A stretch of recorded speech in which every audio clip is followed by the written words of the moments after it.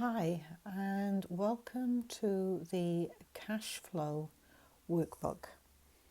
This is a sheet or book that's designed to help you monitor your wealth performance. And if you can't monitor it, you can't improve it. So I know everybody gets overkill, if you like, with this sheet. You either go into it straight away or you struggle with it. So this video I've put together is to explain to you what you're looking for in the information that you are putting in.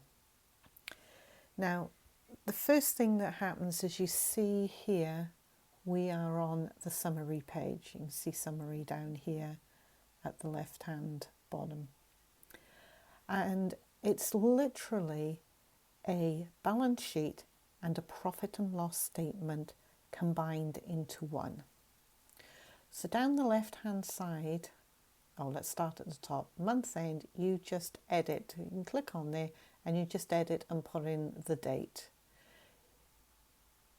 You can put your name in here if you want to for your sheet. Okay, so you know it's yours, but it'll only be on your spreadsheet, so you should know it's yours. Now, down the left-hand side, you will have income that comes from a job or self-employment, tax credits and family benefit, and that will give you a total income. As you're building a property portfolio, you will have income that comes from your portfolio, and what we are looking at is the net income. So that's the money that you have left over each month once you've collected your rent, paid your mortgage, paid your insurance, paid any compliances that you have to pay. So everything that relates to the property, this is the net amount of money that you have left. And as we look at the workbook, you'll see that things are calculated for you. And this will give you, across here, a net income from your property. Then there is other income that will be coming in. We'll have interest on your bank accounts, bonds, your dividends from your shares, your lending book, which is going to be our peer-to-peer investments, and other business income. So that will give you a net portfolio income. And you have a total income. The aim of this is to get rid of earned income and build everything up so it becomes income from your investments. Now the left hand side is analysis. Cash flow, how much is kept. There will be a figure that will go in here, and that will tell you how much of the money that comes in each month you get to keep.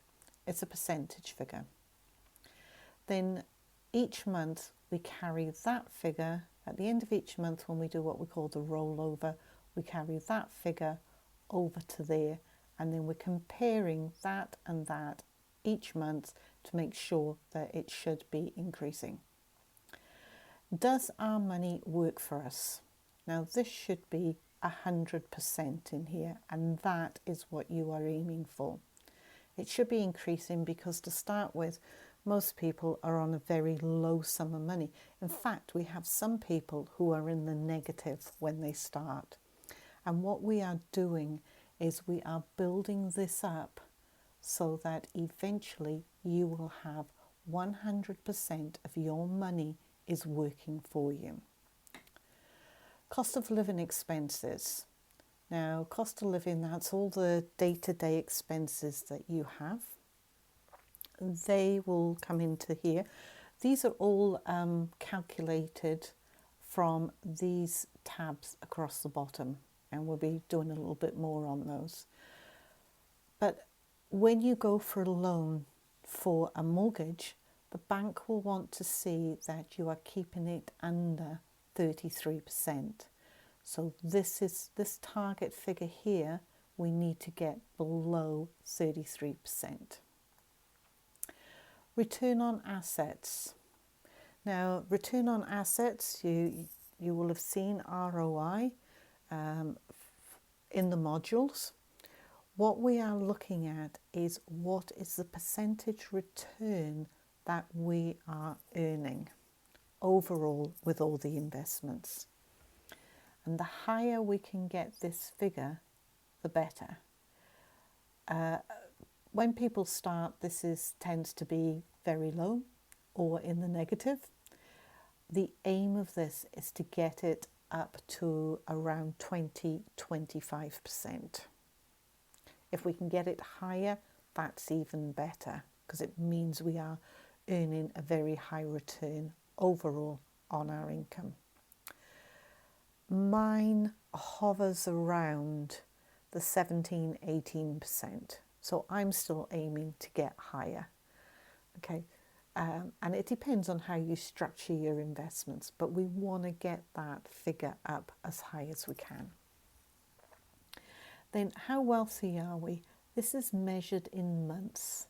So basically what you've got here is if you were to stop working, how long could you survive with no money coming in other than what you've got in your investments? So we try to get this figure up as high as we can. The next section is this one, monthly goals. Now, when you first start, you are given a monthly target, but you have the option of setting a yearly target and splitting that into monthly. So for instance, you could put in this column here that you want to earn 12,000 a year. That's your target. Your income's going to be 12,000 a year. So assuming that a year is January to December, that's what we're going to work on to make this easier for us. That means that you would have a target in January of £1,000. But you might not make that 1,000.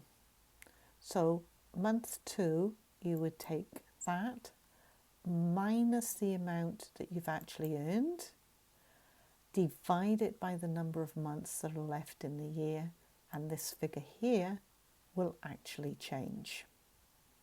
Okay, if you're a bit confused about formulas, they are in module 2. Then we do the same with our net worth. We work out that we want to be worth so much money at the end of the year. It could be 10,000, it could be 50,000, it could be $1 million. You put in there what you want it to be.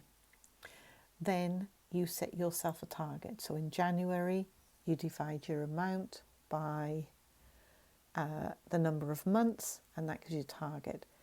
Month 2, you have a look and see what you earned the previous month, what was left, and you divide that figure by the number of months left to come up with a new figure here. Now, when we do the rollover, the current month, if I click on there, has a formula. This does not. You are entering the figure on here, and all you are doing at the end of the month is copying the figure that's in here and putting it in here. And it's the same here. Again, there's a formula in here. We're going to, at the end of the month, copy the figure from there to there. So you will be able to see instantly, am I going up or am I going down throughout the months. Expenses. These are most of your expenses, and you will see that most of these have got formulas in them, so they come from across the bottom. Assets. Again, these will have formulas. As you can see, there are formulas in each of these columns, so they'll come from different sheets here, and the liabilities will come from here as well. And then we have a total assets, and we have our total liabilities here, and that will give us a net worth. The personal sheet, you put down all your monthly expenditure, all things, and then you put your wages, your tax credit in there. These are the items which will give us these sheets here will copy over onto the summary sheet.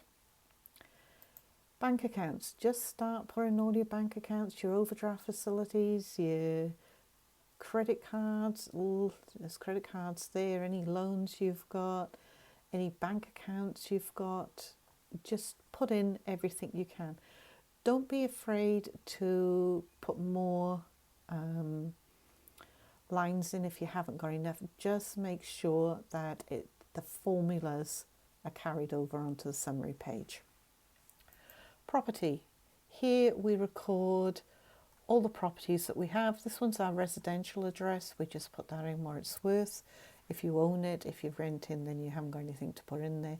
And then as we buy rental properties, we fill in all this information. Shares. If you have shares, if you already have shares and you have other investments, fill those in at the top there. What we are mainly interested in is this here. So for instance, our first purchase would be the share centre. We would buy 500, we put what the price is, the current share price is, and that will give us a value and give us a total. Then here, each month, list your shares in alphabetical order. Do these in alphabetical order as well. Do these in alphabetical order. And then once you know that a dividend is due, and we'll be covering that more, I highlight in blue. So say I had the share centre, I know that the dividend is paid that month. I highlight that in blue. But I do know that with the dividend, with the share centre, a share goes ex-dividend in May. So in that case, this is an alert to me that if I want to improve the dividend when it pays out in June, I've got to buy by that date. So this becomes my worksheet explaining to me what dates to look for to balance out my dividends. Okay, so I will put no fill in there and no fill in that one. Now you will, as you are building shares in here, you will colour coordinate. If you want to use colour, you can. For me, it just makes it stand out easier to monitor. It will add up the total for all your shares across here. It'll add up the total across this way for all your dividends. And down here, it will work out an average monthly income from your shares. Now, when you first start, the formula calculates it out over 12 months. So you won't get a true figure until you have 12 months of figures there. So it may seem low, like you were saying that you might think, right, I've got £12 a month in dividend coming in, but it's only showing £1. And that's because it'll be working it out over the whole 12 months and you've not yet received the £12. Okay, so the first year that we're putting this spreadsheet together, the figures will not be 100% accurate because you haven't got 12 months of trading in there. Checklist. This is what we use when we're analysing shares, and I just put it in here so that you had something somewhere to record what you're doing. P2P is peer-to-peer lending, and on here we are able to record what dates we expect interest and capital to be repaid on peer-to-peer. We cover peer-to-peer at a later time. Business. You don't need to get too technical with business, just if you can estimate how much money you have got coming in as a net for the month. So if you are doing something like eBay, you would put your sales in as your income, you would take their fees as your expenses, and then you'd have a net profit. Right? You can have as many businesses as you want, and this will give you an average income.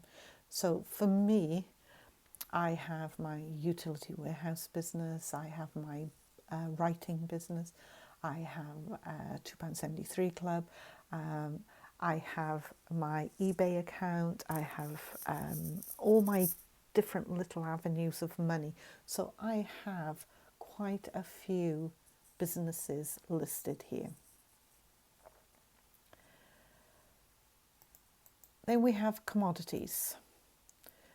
So as we buy gold, silver, whatever we buy, you can fill this in. I don't worry about the total amount paid, and the profit and loss, because you know that you're going to lose money as you buy.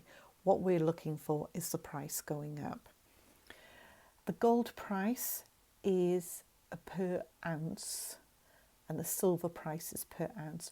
You can go onto a website like Bullion by Post and they will give you the current price. Enter the amounts in there, it will update these figures, and in the box here will give you a net worth for what you've got. Now, you will see there's spread betting, there's gilts, there's bonds.